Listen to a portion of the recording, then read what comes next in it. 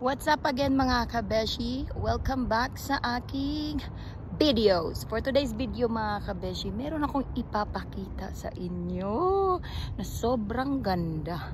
Kasing ganda ng araw, ng background na nasa likod ko. Ayan, for today's video mga kabeshi ay ito nga ibabahagi ko sa inyo ang ganda ng Suicide Cliff dito sa Hong Kong. Alright? So tignan ninyo. Ready na ba kayo? Kasi ako ready na. No? Bam, jam, barabam, shabadam. Charot lang. Ayan. So first yan ang antena. Yan ang palatandaan na nakakit mong Suicide Cliff. Dito basta-basta no, isa sa pinakamahirap na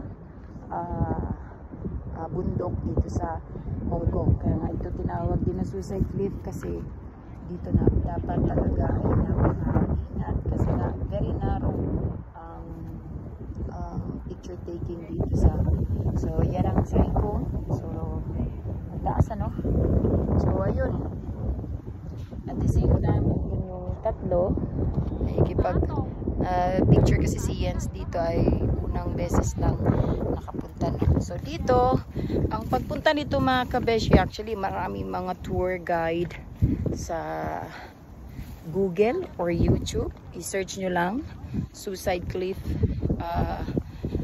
Mountain, how to go. Ayan, so kami kasi konektado nito sa Saikong kaya very easy lang for us. So pero ang pagpunta niyan dito is napaka delikado kaya siya napamagandang Suicide Cliff, no.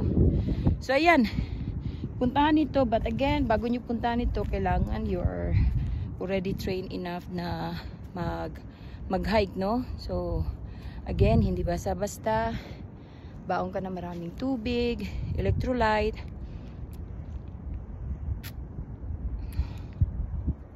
Not bad ngayon kasi sobrang sobrang init pero mayroong hangin, so which is not bad, no. So bawal dehydrate na. Sa umaga kain na kayo, no, yung mga masustansya na pagkain like 2 eggs at saka banana and then orange. Yan ang pinaka magandang breakfast when it comes to pagpunta ng mga hike. So yan, ganyan siya ka suabe dito. Yan si husband, tapos na sila mag picture taking. Ayan. So yan ang makikita nyo dito sa Suicide Cliff. Pero ingat din kayo mga kabeshi. Yan ang city view. Diba? Yan ang Lions Rock. Hi babe! Hello! Yeah, so yan lang mga kabeshi. Sana puntahan nyo ito, Suicide Cliff mga kabeshi. Alright, ciao!